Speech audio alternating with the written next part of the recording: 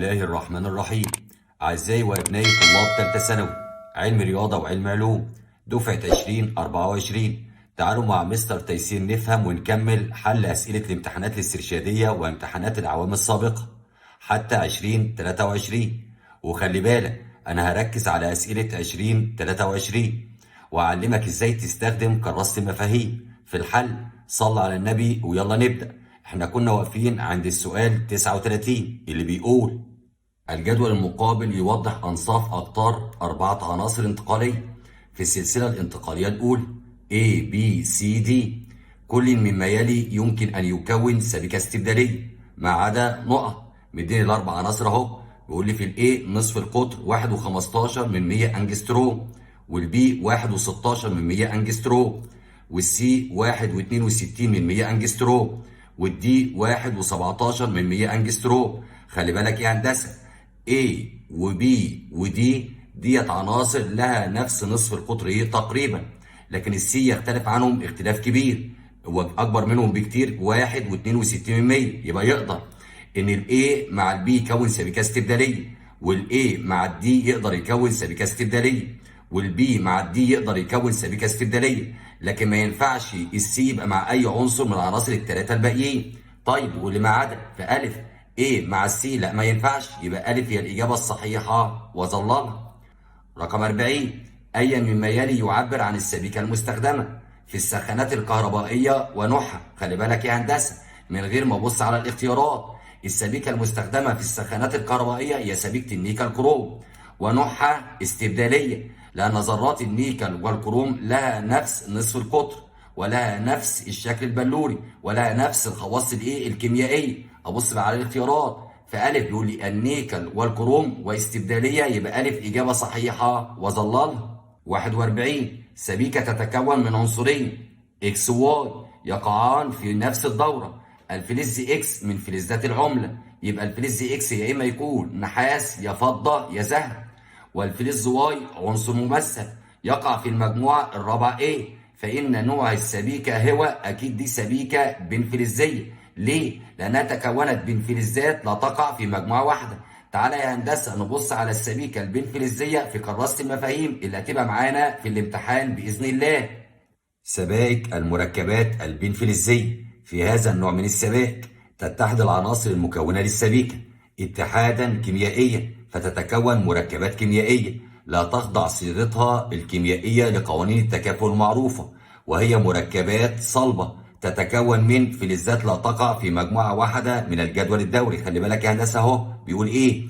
تتكون من فلزات لا تقع في مجموعة واحدة من الجدول الدوري، ومن أمثلتها سبيكتي الألمنيوم والنيكل، والألمنيوم والنحاس، والمعروفتين باسم الديور ألومين، وسبيكة اهو الرصاص والذهب وصيغتها الكيميائية AU2BB، والسيمنتايت Fe3C.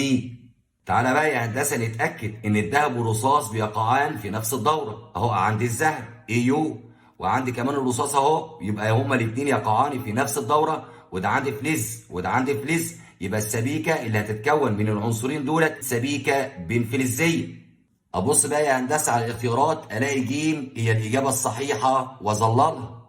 42: مدينا عندي 3 أشكال إكس وواي وزد. بيقول لي بقى في الأشكال السابقة إكس واي زد 3 عناصر كيميائية مختلفة مستخدمة في صناعة 3 أنواع من السبائك المختلفة.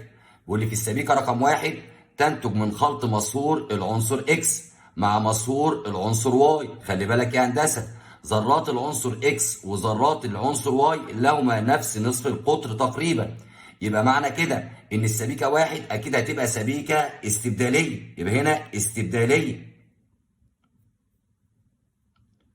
السبيكة 2 تنتج من خلط مسحور العنصر واي مع مسحور العنصر زد. أنا عندي ذرات واي وده ذرات زد، خلي بالك إن ذرات زد أصغر في الحجم من ذرات واي، يبقى أكيد السبيكة ده هي هتبقى سبيكة بينية، وهتدخل ذرات زد في المسافات البينية بين ذرات واي، يبقى السبيكة ده هي اللي هي رقم 2 بينية. السبيكة 3 تنتج من تفاعل العنصر واي مع العنصر زد. طالما عندي حدث تفاعل بين واي وزد يبقى اكيد السبيكة ده اهي بين فلزية، يبقى بين فلزية. بيقول لي بقى فإن أنواع السبائك الثلاثة هي، أنا عرفت السبيكة 1 استبدالية، والسبيكة 2 بينية، والسبيكة 3 بنفلزية. أبص بقى على الاختيارات. في ألف بيقول لي السبيكة 1 بينية، لا خطأ هستبعدها. في رقم ب بيقول لي بنفلزية، لا خطأ وهستبعدها. ج ودال بيقول لي استبدالية، يبقى تنفع ج وتنفع د. تعال نشوف السبيكة 2. في ج بيقول لي بينية، تنفع بينية. طب بيقول لي عندي في د هي بين فلزية، لا هي بينية، يبقى اقدر اقول كده ان د اجابة خطأ واستبعدها. تعال نتأكد بقى من السبيكة 3. السبيكة 3 بين فلزية، في ج اهو بيقول لي بين فلزية، تبقى ج اجابة صحيحة واظللها. 43 4 عناصر A B C D تتميز بالصفات التالية. العنصر A يقع في المجموعة الثالثة A. العنصر B يكون مع القصدير سبيكة البرونز. العنصر C يستخدم كعامل حفاز في صناعة النشادر. العنصر D غير انتقالي، يقع في الفئة دي. بيقول لي بقى لتغطية جسم معدني بالنحاس الأصفر. خلي بالك يا هندسة، مين النحاس الأصفر ده؟ سبيكة مكونة عندي من النحاس زائد الخرسين، يبقى عندي اهو خرسين زائد عندي نحاس سيو. فإننا نستخدم العنصرين نقط. يبقى أنا عايز أطلع بقى العنصرين، يا ترى هما A ولا B ولا C ولا D؟ خلي بالك يا هندسة، بيقول لي أهو في العنصر B يكون مع القصدير سبيكة البرونز. اللي بيكون عندي مع القصدير سبيكة البرونز ده عندي النحاس، يبقى العنصر B ده اللي هو النحاس سيو. تعالى بقى نبص كمان على العنصر دي. بيقول لي غير انتقالي، يقع في الفئة دي. أكيد العنصر دي هو عنصر الخرسين زد ان.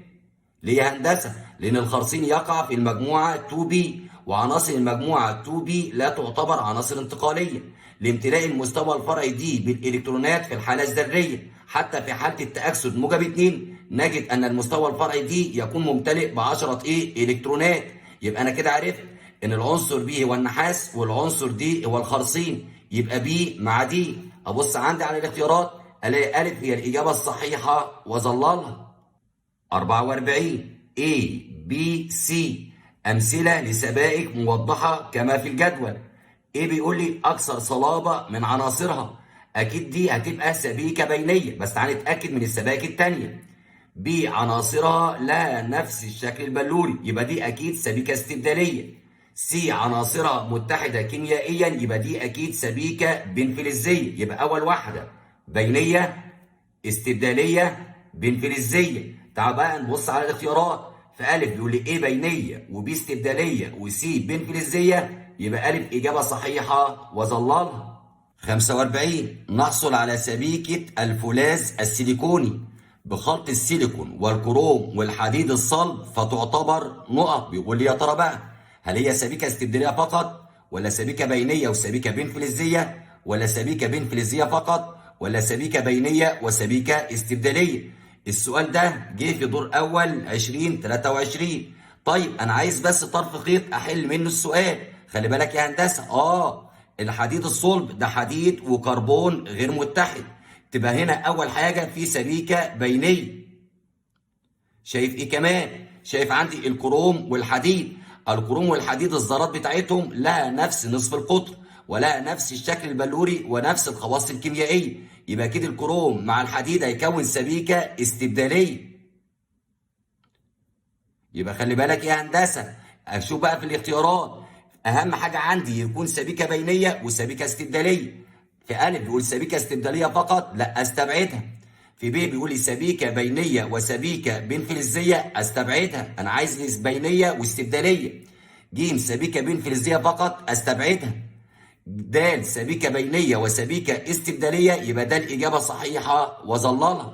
وما تخضش بقى من السيليكون خالص يا هندسه، ويبقى الحديد والكروم موجودين في السلسله الانتقاليه الاولى، يقدروا يكونوا مع بعض سبائك استبداليه. لكن بالنسبه عندي للسيليكون اهو بيقع في الدوره الثالثه، ادي الدوره الاولى، الثانيه، ادي الثالثه. يعني معنى كده ان السيليكون اقلهم في الحجم، يعني يقدر يكون معاهم سبيكه بينيه. 46 يمكن استخدام برادة الحديد في التمييز بين كل من ألف حمض الكبريتيك المركز وحمض النيتريك المركز. أيوه تنفع برادة الحديد تميز بين حمض الكبريتيك المركز وحمض النيتريك المركز.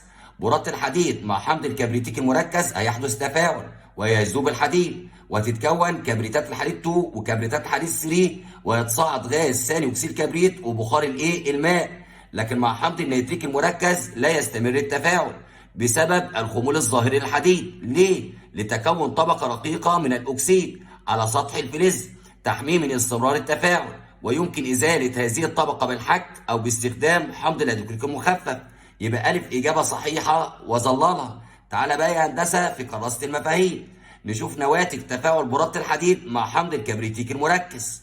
3 اف اي سوليد زائد 8 اتش 2 اس او 4 ليكويد كونيك وتسخين ينتج اف اي اس او 4 اكوس اللي هو كبريتات الحديد 2، اف اي 2 اس او 4 باي 3 اكوس اللي هو محلول كبريتات الحديد 3، وتصاعد اهو 4 اس او 2 غاز ثاني اكسيد الكبريت و8 اتش 2 او فيبر اللي هو بخار الميه.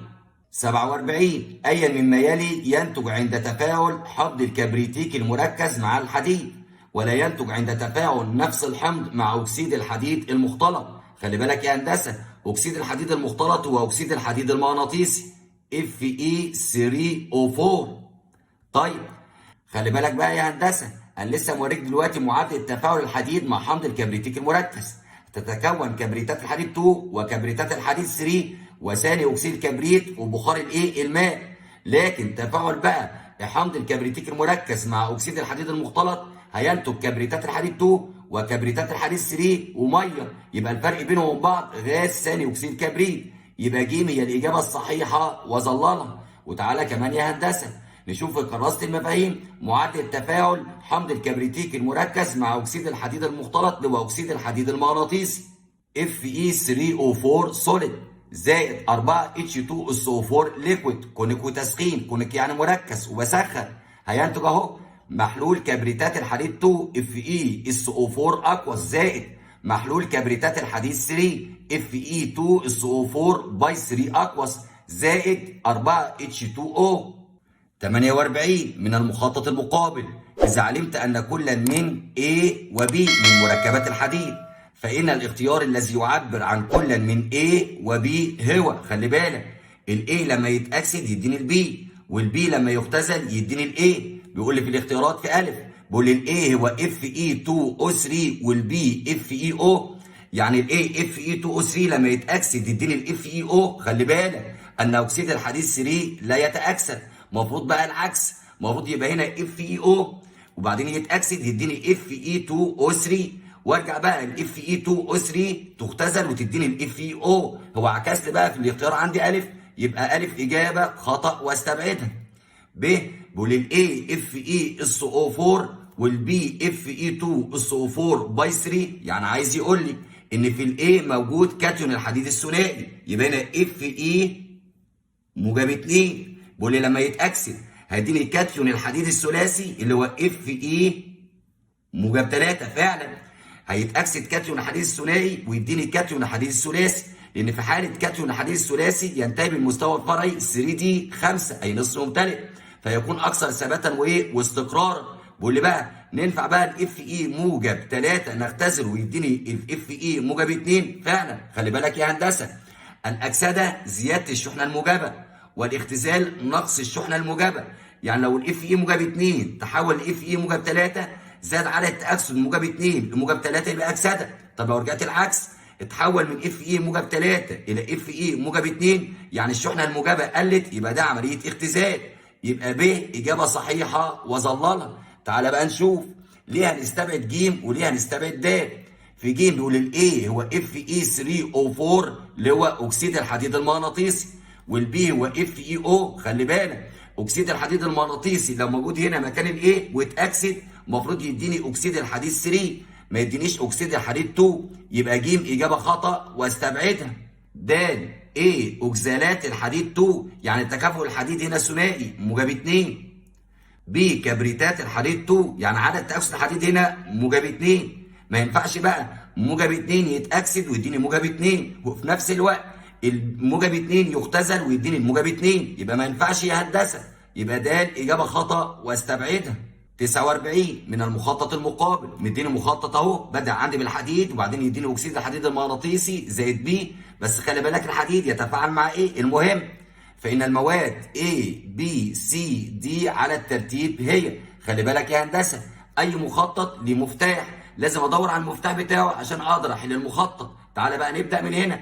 الحديد أهو هيتفاعل مع مين؟ يديني أكسيد الحديد المغناطيسي، بيتفاعل مع حاجتين. مع الأكسجين هيديني أكسيد الحديد المغناطيسي فقط. لكن لو فعلته عندي مع بخار الماء هيتكون أكسيد الحديد المغناطيسي زائد عندي البي يبقى زائد هيدروجين. يبقى الايه ده اهو هو بخار الماء H2O عندي فيبور. يبقى الحديد يتفاعل مع بخار الماء عند 500 درجة سيليزية، هيتكون أكسيد الحديد المغناطيسي زائد البي يعني غاز الهيدروجين H2. تعالى بقى يا هندسة نستعين بكراسة المفاهيم. الاقي عندي اهو الاف اي لما بيتأكسد بيديني أكسيد الحديد المغناطيسي، والحديد لما بيتفاعل مع بخار الماء 500 درجة سيليزية بيديني فعلا أكسيد الحديد المغناطيسي ويتصاعد غاز الهيدروجين. ويبقى كده يا هندسة أنا عرفت الإيه وعرفت البي. تعال بقى نشوف الاختيارات. الإيه أنا عرفت إن هو بخار المية، يبقى ينفع عندي ألف، وينفع عندي مين؟ ج. هستبعد بقى ب وده. طيب وعرفت البي اللي هو غاز الهيدروجين. غاز الهيدروجين في ألف أهو بيقول لي لا ده ثاني أكسيد الكربون، ده غلط، يبقى استبعد عندي ألف. طيب في بي بيقول لي غاز الهيدروجين، يبقى فعلا ج هي الإجابة الصحيحة وظللها. تعالى بقى نتأكد من السي والدي. بيقول لي يا ترى السي هو السي او أكسيد الحديد المغناطيسي. لو فعلته عندي مع السي او يعني اختزلته بأول أكسيد كربون من 400 لما ل 700، هو هنا بيقول لي 500، هيديني فعلا أكسيد الحديد 2 زائد دي اللي هو ثاني أكسيد الكربون CO2. يبقى فعلا السي هو السي او. طيب والدي هو السي او 2، يبقى فعلا ج هي الإجابة الصحيحة اللي أنا ظللتها. تعالى كمان يا هندسة نشوف المعادلات في كراسة المفاهيم اللي هي إيه؟ اختزال أكسيد الحديد المغناطيسي بغاز أول أكسيد كربون أو بالهيدروجين عند 500 درجة سيليزية. المعادلة هي هندسة Fe3O4 زائد ال H2 من 400 إلى 700. في المخطط كان بيقول لي 500 درجة سيليزية، هينتج أكسيد الحديد 2 وبخار الماء. خلي بالك يا هندسة، لو اختزلت بغاز الهيدروجين هينتج بخار الماء. طب لو اختزلت بغاز أول أكسيد كربون هينتج ثاني أكسيد كربون زي الموجود في المخطط. رقم 50 عند تسخين أكسالات الحديد 2 في الهواء الجوي بشدة يتكون مركب صلب إكس. خلي بالك يا هندسة، عند تسخين أكسالات الحديد 2 بما يزعل عن الهواء هيتكون أكسيد الحديد 2 الذي سرعان ما يتأكسد في الهواء الجوي مكونا أكسيد الحديد 3. يبقى المركب الصلب ده أكسيد الحديد 3 Fe2O3. وعند إضافة حمض كبريتيك مركز ساخن إلى المركب إكس اللي هو أكسيد الحديد 3 عايز يفعله مع حمض الكبريتيك المركز الساخن يتكون مركب آخر واي. أكيد ده كبريتات الحديد 3 Fe2SO4 بيقول لي بقى وبمقارنة خواص المركبين إكس وواي نجد أن ألف المركب إكس أكبر من مركب واي في العزم المغناطيسي وأحدهما ملون. خلي بالك يا هندسة إن Fe2O3 بلاقي هنا كاتيون الحديد الثلاثي يعني موجب 3. طيب وفي Fe2SO4 هنا برضو تكافؤ الحديد الثلاثي يبقى كاتيون الحديد الثلاثي. وطالما هما الاثنين كاتيون الحديد الثلاثي يبقى لهما نفس العزم المغناطيسي، مفيش واحد أكبر من الثاني، يبقى ألف إجابة خطأ واستبعدها. ب المركب إكس يساوي المركب واي في العزم المغناطيسي وكلاهما غير ملون. لا ده أكسيد الحديد 3 ده لونه أحمر وكبريتات الحديد 3 ده لونها أصفر يعني وكلاهما ملون، يبقى ب إجابة خطأ واستبعدها. ج المركب إكس يساوي المركب واي في العزم المغناطيسي صح وكلاهما ملون صح، تبقى ج إجابة صحيحة وظللها. د المركب واي أكبر من مركب إكس في العزم المغناطيسي، ده هما الاثنين لهما نفس العزم المغناطيسي، يبقى د إجابة خطأ واستبعدها. 51 أي العمليات الآتية تحدث لأكسالات الحديد 2 لإنتاج الحديد على الترتيب؟ السؤال ده جه في دور أول 2023، يبقى لازم يكون في مفتاح لحل السؤال. خلي بالك إن أكسالات الحديد 2 في المنهج ما خدتلهاش غير معادلة واحدة اللي هي الانحلال الحراري، بتديني أكسيد حديد 2 وأول أكسيد كربون وثاني أكسيد كربون، يبقى أول خطوة لازم أعمل انحلال حراري. طيب عندي في ألف بيقول لي أول خطوة أكسدة يبقى أستبعدها. ج أول خطوة اختزال يبقى أستبعدها. في ب بيقول لي انحلال حراري ود انحلال حراري، يبقى تنفع الإجابة ب أو د. طيب بعد ما بحصل على اكسيد الحديد 2 لازم اعمل اكسده عشان احصل على اكسيد الحديد 3، وبعد كده اخده في فرن من افران الاختزال، يا في الفرن العالي واختزله باول اكسيد كربون وينتج الحديد، يا في فرن ميدريكس واختزله بالغاز المائي اللي هو اول اكسيد كربون والهيدروجين وينتج الحديد. يبقى بعد الانحلال الحراري لازم يبقى في اكسده. في ب بيقول لي انحلال حراري وبعد كده اكسده وبعد كده اختزال، يبقى ب اجابه صحيحه وظللها. د انحلال حراري اختزال لا، المفروض اكسده الاول وبعد كده اعمل اختزال، يبقى د اجابه خطا واستبعدها. تعالى يا هندسه نشوف المعادلات في كراسه المفاهيم. ده اكسالات الحديد 2 اعملها عندي انحلال حراري فعلا ينتج اكسيد الحديد 2 واول اكسيد كربون وثاني اكسيد كربون، بعد كده اخد اكسيد الحديد 2 واعمل له اكسده هينتج عندي اكسيد الحديد 3 اللي هو خام الهيماتايت اللي هستخدمه في الفرن العالي او فرن ميدريكس. ودي معادله اختزال خام الهيماتايت في الفرن العالي بغاز اول اكسيد كربون هينتج الحديد وثاني اكسيد كربون. ودي معادله اختزال خام الهيماتايت بالغاز المائي بس في فرن ميدريكس هينتج الحديد وثاني اكسيد كربون وبخار الماء. يبقى فعلا يا هندسه اول حاجه اعملها لاكسالات الحديد 2 اعمل لها انحلال حراري هينتج اكسيد الحديد 2، اعمل له اكسده ينتج اكسيد الحديد 3، اختزله في الفرن العالي بغاز اول اكسيد كربون او اختزله في فرن ميدريكس بالغاز المائي اللي هو خليط من اول اكسيد كربون والهيدروجين عشان اقدر احصل على الحديد. 52 عند اضافه حمض الكبريتيك المخفف الى الماده اكس تكون محلول ملح، وبعد فتره من الزمن تم اضافه محلول النشادر. محلول النشادر اللي هو هيدروكسيد الامونيوم NH4OH الى الناتج فتكون راصب. اي الاختيارات الاتيه يعتبر صحيحا بالنسبه للماده اكس؟ الملح الراصب على الترتيب. تعالى بقى يا هندسه نشوف الاختيارات. بيقول لي الماده اكس في الف FeO اكسيد الحديد 2 يتفاعل مع حمض الكبريتيك المخفف تبقى تنفع الف. طيب عندك ده اهو برضه اكسيد الحديد 2 يبقى تنفع عندي ده. ب بيقول لي اكسيد الحديد 3، اكسيد الحديد 3 لا يتفاعل مع الاحماض المعدنيه المخففه زي حمض الكبريتيك المخفف، بيتفاعل مع الاحماض المعدنيه المركزه، يبقى Fe2O3 ده غلط يبقى استبعد ب. طيب في ج بيقول لي Fe3O4 ده اكسيد الحديد المغناطيسي، برضه اكسيد الحديد المغناطيسي زي اكسيد الحديد 3 لا يتفاعل مع الاحماض المعدنيه المخففه ويتفاعل مع الاحماض المعدنيه المركزه، يبقى ما ينفعش Fe3O4 يبقى نستبعد كمان ج. طيب لما يتفاعل بقى اكسيد الحديد 2 مع حمض الكبريتيك المخفف اكيد هتتكون كبريتات الحديد 2. في ا بيقول لي كبريتات الحديد 2 يبقى تنفع ا. في د بيقول لي كبريتات الحديد 2 يبقى تنفع د. تعالى بقى نشوف الراس.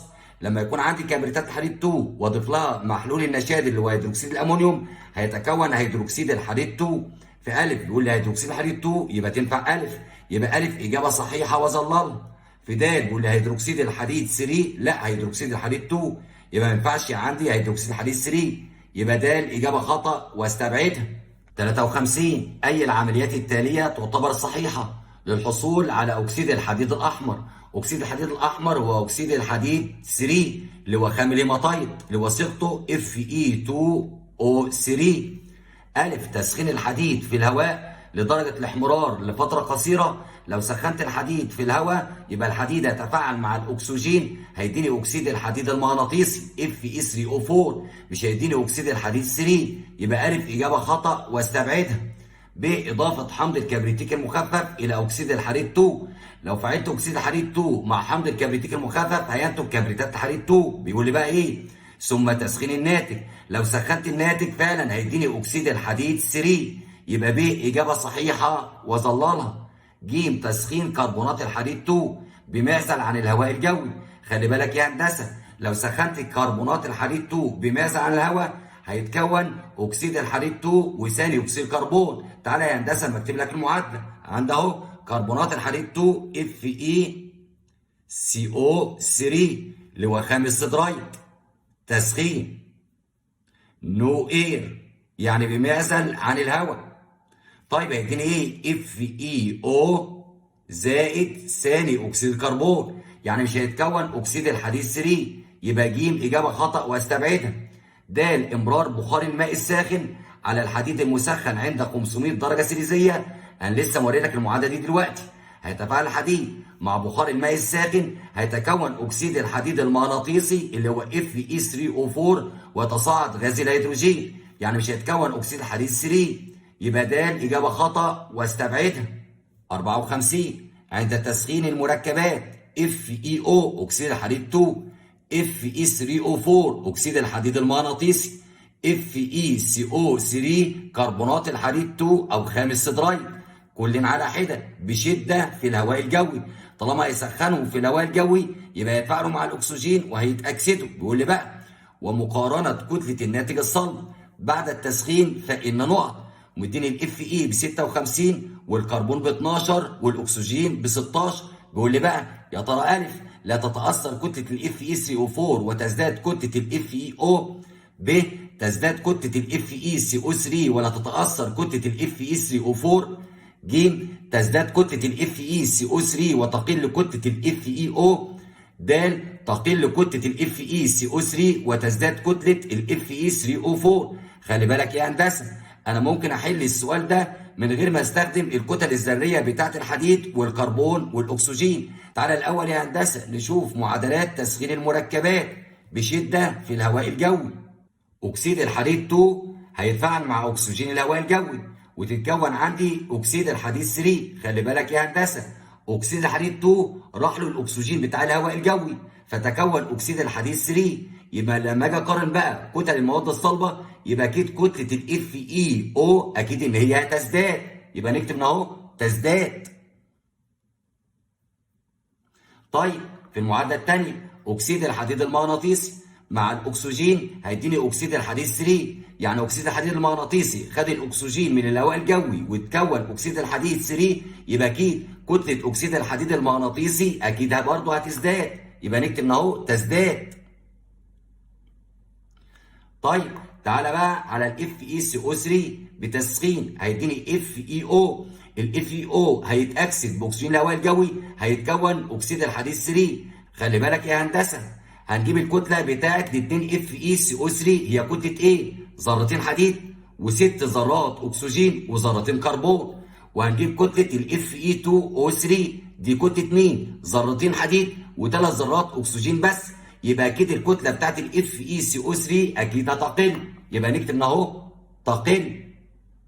يبقى انا عرفت يا هندسه ان كتله الاف اي سي او 3 هتقل، لكن كتله الاف اي 3 او 4 هتزداد وكتله الاف اي او هتزداد. وبكده اكون حليت السؤال بدون استخدام الكتل الذريه بتاعت الحديد والاكسجين والكربون. ولو حبيت تتاكد يا هندسه تعالى بقى نجيب كتل المواد الصلبه في المتفاعلات وكتل المواد الصلبه في النواتج باستخدام الاله الحاسبه. الكتل هي هندسه جبتها على الاله الحاسبه هيبقى ايه؟ الاف اي ب 56 زائد الاكسجين ب 16 الكل مضروب عندي في 2 هيطلع 144 جرام.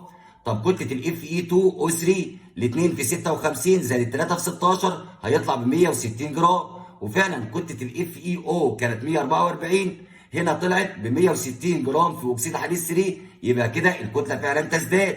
طيب 2 اف اي 3 او 4 كتلتهم على الحاسبه ب 464 جرام، هيدولي 3 اف اي 2 او 3 كتلتهم على الحاسبه ب 480 جرام، يبقى فعلا كده الكتله هتزداد.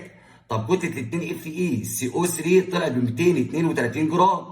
طيب كتله الاف اي 2 او 3 الصلب الناتج طلع ب 160 جرام، يبقى اكيد كده الكتله ايه؟ تقل. تعالى بقى يا هندسه نبص على الاختيارات. الف لا تتاثر كتله الاف اي 3 او 4، لا ده بتزداد، يبقى الف اجابه خطا واستبعدها. ب تزداد كتله الاف اي سي او 3، لا ده بتقل، يبقى ب اجابه خطا واستبعدها.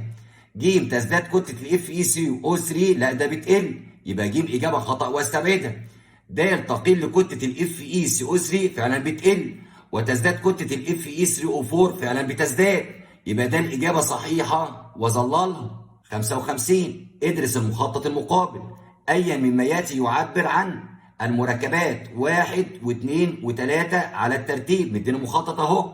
أول حاجة عند حديد مع الكلور Cl2 تسخين هينتج كلوريد الحديد 3، يبقى 1 FeCl3. تعالى بقى نبص على الاختيارات. واحد أهو بيقول لي FeCl3 في ب، يبقى ينفع ب، واف اي سي ال 3 في ج يبقى ينفع ج، لكن في الف بيقول لي اف اي سي ال 2 لا ما ينفعش الف.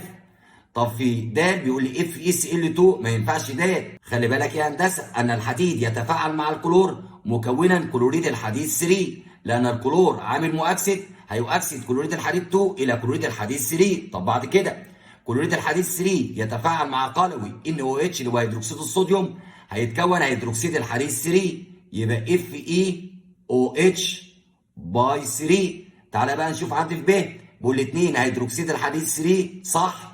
طب بيقول لي في ج اكسيد الحديد 3 خطأ، يبقى نستبعد ج، يبقى اكيد ب هي الاجابه الصحيحه ونظللها. تعالى نتاكد كمان من مركب 3 FeOH باي 3 تسخين 350 درجه سيليزيه. لو انا سخنت هيدروكسيد الحديد 3 فعلا هيديني اكسيد الحديد 3 Fe2O3 طبعا اعلى من 200، وال 350 اكبر من كام؟ من 200. يبقى فعلا الاجابه ب هي الاجابه الصحيحه اللي انا ظللتها، و3 يبقى اكسيد الحديد 3. 56 للحصول على اكسيد حديد مغناطيسي اللي هو Fe3O4 من كلوريد الحديد 3 اللي هو FeCl3، فإن العمليات التي يجب إجراؤها على الترتيب هي، خلي بالك يا هندسة ركز بقى معايا، طالما شفت كلوريد الحديد 3 يبقى لازم أضيف لملح من أملاح الحديد 3 قلوي عشان يديني هيدروكسيد الحديد 3. بعد كده أسخن هيدروكسيد الحديد 3 يديني أكسيد الحديد 3. لو اختزلت أكسيد الحديد 3 هيديني أكسيد الحديد المغناطيسي. وكل المعادلات ديت موجودة في كراسة المفاهيم اللي هتبقى معاك في الامتحان. يبقى أول حاجة يا هندسة لازم أضيف قلوي. اشوف عندي بقى في الاختيارات، عندي في اهو بيقول لي التفاعل مع محلول قلوي، فعلا هفعل مع محلول قلوي زي NH4OH او NaOH هنحصل على هيدروكسيد الحديد 3. ناخد هيدروكسيد الحديد 3 فعلا ونعمله تفكك حراري هيديني اكسيد الحديد 3. هنختزل اكسيد الحديد 3 هيديني اكسيد الحديد المغناطيسي، والاختزال هيبقى من 230 ل 300، يبقى ب اجابه صحيحه واظللها. تعالى يا هندسه بقى اما اوريك المعادلات في كراسه المفاهيم. اول معادله هي هندسه FeCl3 ضاف لها محلول قلوي زي هيدروكسيد الامونيوم، تكون هيدروكسيد الحديد 3 وكلوريد الامونيوم. هناخد هيدروكسيد الحديد 3 اهو هنسخنه انحلال حراري اعلى من 200 درجه سيليزيه، هنحصل على اكسيد الحديد 3 وميه. اخد بعد كده اكسيد الحديد 3 واعمل له اختزال باستخدام اول اكسيد كربون من 230 ل 300، هحصل على اكسيد الحديد المغناطيسي وثاني اكسيد الكربون. 57 عند اضافه حمض كبريتيك مخفف الى انبوبه اختبار تحتوي على خليط من اكسيد الحديد 2 واكسيد الحديد 3. خلي بالك يا هندسه اكسيد الحديد 2 هيتفاعل مع حمض الكبريتيك المخفف وهتتكون كبريتات الحديد 2 وميه، لكن اكسيد الحديد 3 مش هيتفاعل. بيقول لي بقى فانه بعد اتمام التفاعل سوف تحتوي الانبوبه على نقط، يبقى كده هتحتوي على كبريتات الحديد 2 وميه واكسيد الحديد 3. ابص على الاختيارات الاقي ج اهو كبريتات الحديد 2 واكسيد الحديد 3 وميه، يبقى ج اجابه صحيحه واظللها. السؤال رقم 58 جه في دور اول 23، يبقى نركز مع بعض. المخطط التالي يوضح تفاعلات الحديد واكاسيده في الظروف المناسبه له.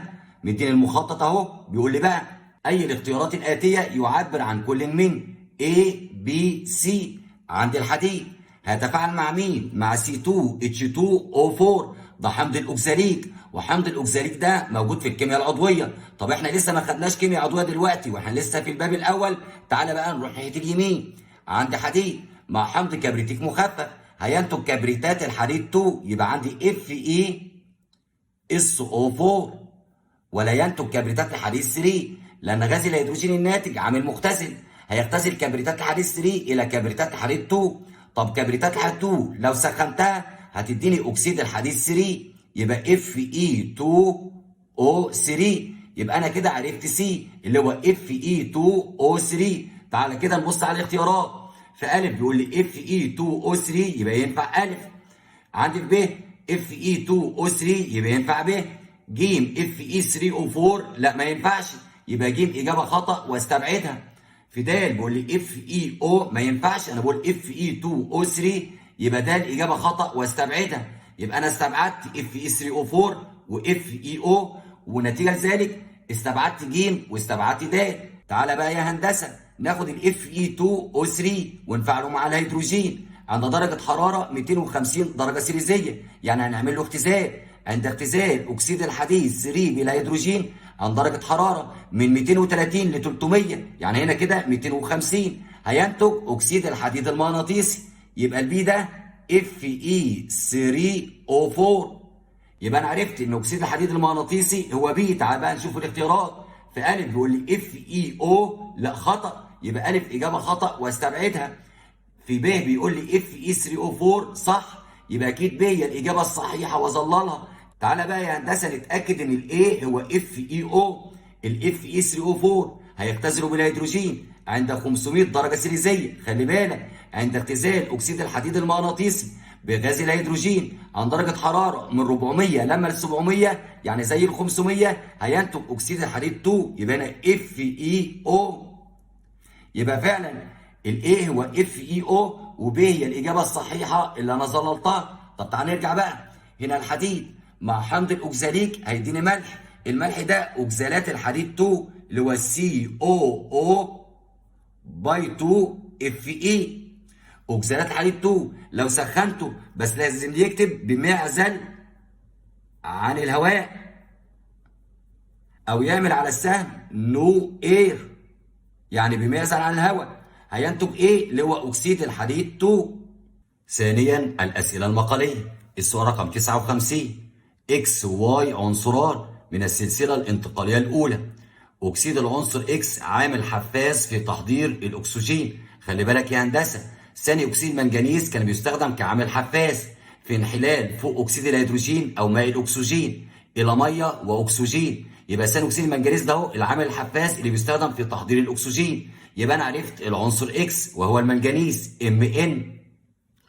العنصر واي يكون مع العنصر اكس سبيكه. مين اللي بيكون مع المنجنيز سبيكه وبيبقى من السلسله الانتقاليه الاولى؟ هو الحديد.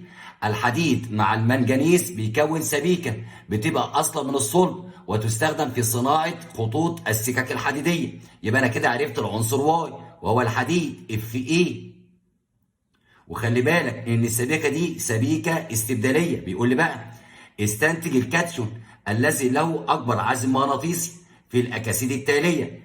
X2O3 يبقى قصده Mn2O3. Y2O3 الواي والحديد يبقى Fe2O3 مع التفسير. تعالى يا هندسه الاول نكتب التوزيع الالكتروني بتاع المنجنيز Mn 25. توزيعه الالكتروني ارجون 18 4 اس 2 3 دي 5. خلي بالك بقى يا هندسه، انا المنجنيز في Mn2O3 تكافؤ ثلاثي يعني عدد تأكسده بموجب 3.